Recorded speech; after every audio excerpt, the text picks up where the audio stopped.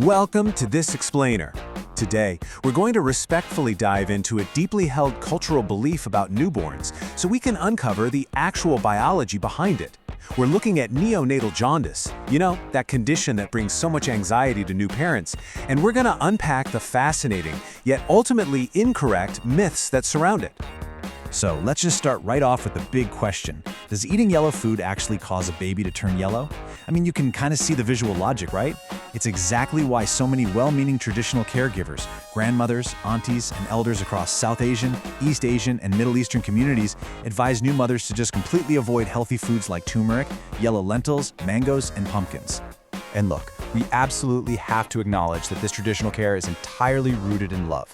Caregivers are genuinely trying to protect the newborn using what is essentially an intuitive like causes like fallacy. It makes total, instinctual sense to look at a yellowing baby and immediately want to blame yellow food.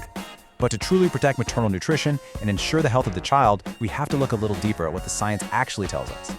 Well, get ready for a pretty wild statistic. 60%. A massive 60% of all full-term babies naturally develop jaundice in their very first week of life. And if we're talking about premature babies, that number jumps all the way up to 85%. It just proves how incredibly common and physiologically normal this process is. It is definitely not a rare anomaly triggered by a mom eating a slice of papaya. So if the mangoes and papayas are completely innocent, what's the real culprit here? Enter bilirubin. This is simply a yellow pigmented waste product that gets naturally released when red blood cells break down. See, newborns actually have a much higher concentration of red blood cells than adults do, and those cells have a really short lifespan. When they naturally break down, bilirubin is the byproduct. So the absolutely crucial takeaway here is that jaundice has zero connection to dietary food pigments. The real culprit is just an excess of this natural biological substance in the bloodstream. To really wrap your head around why this builds up, just think of a newborn's liver as a brand new, kind of slow-running filter. It's trying its absolute best, it really is, but it just needs a little time to get up to speed. In a healthy adult, the liver efficiently filters bilirubin out of the blood and sends it to the intestines to be excreted. But because a newborn's liver is still immature, it literally just cannot process and filter out that rapidly accumulating bilirubin fast enough. And that is what causes that yellow pigment to back up in the blood and seep into the baby's skin and eyes. And this brings us right to the biological disconnect at the heart of the myth. On one side, we have food pigment, like the beta-carotene in pumpkins, processing through the digestive system to become vitamin A. But on the other side, we have blood waste, the bilirubin, processed by cellular breakdown in the circulatory system. The digestive system processing a bowl of yellow lentils is entirely separate from the cellular breakdown of blood in your veins. Eating turmeric does not increase red blood cell breakdown, and it definitely doesn't hinder the liver's ability to filter blood. Which brings us to an important crossroads. If changing the mother's diet doesn't cure jaundice, because again, the digestive system has nothing to do with it, what about the other traditional remedies? Let's pivot away from the dietary myth for a second to address a couple of other well-meaning but honestly incredibly risky treatments often suggested by elders to quote-unquote cure the yellowing. Let's look at the medical reality behind these common fixes. First up, direct sunbathing. While modern medicine does use specific targeted blue light wavelengths for phototherapy, putting a naked newborn in direct sunlight is incredibly dangerous. It exposes their highly delicate skin to severe UV burns and risks dehydration, which, by the way, can actually worsen the jaundice.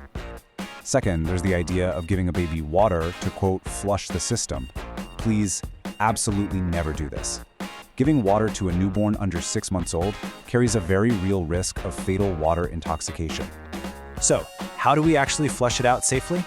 Instead of water, babies need a really demanding 8 to 12 feedings of milk daily, whether that is breast milk or formula, to clear the bilirubin out via their bowels. To truly flush this waste out of the baby's system, this frequent feeding schedule is the safe, medically necessary mechanism to get the job done. It encourages the exact bowel movements that naturally eliminate that bilirubin. Now, why are we making such a big deal about following the medical reality instead of the myths? Because, to be blunt, ignoring severe jaundice is incredibly risky. If bilirubin levels get exceptionally high, they can actually cross the blood-brain barrier and cause a rare but very severe condition called kernicterus. This isn't just about temporary skin color. Relying on dietary myths instead of clinical tracking can literally lead to permanent neurological conditions, hearing loss, and severe developmental delays. That is exactly why we need to focus on the right warning signs. You need to seek immediate medical attention if the yellowing appears within the very first 24 hours of life, if it aggressively spreads down to the arms and legs, or if the baby becomes excessively lethargic, difficult to wake, or develops a high-pitched cry. These are the specific medical flags you absolutely must watch for, rather than blaming spicy food, maternal stress, or what mom had for dinner last night. To make this super easy to remember, let's run through a quick safe action checklist. First, drop the yellow food ban. Second, absolutely avoid direct sunbathing. Third, never give newborns water. Do feed milk 8 to 12 times daily. And finally, actively track those clinical warning signs. This is exactly how you safely protect your newborn.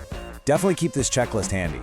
Ultimately, banning yellow foods literally only does one thing. It deprives the mother of nutrients while doing absolutely nothing to cure the baby's jaundice. Why should we ever compromise a new mom's postpartum recovery for a biological fallacy, especially when those very foods are exactly what her body needs to heal? So the next time someone tries to blame the turmeric, you'll know exactly what's actually happening inside that tiny slow-running filter. It really makes you wonder, what other well-meaning maternal traditions are we following that science might completely rewrite? Keep asking the right questions, and thank you for joining this explainer.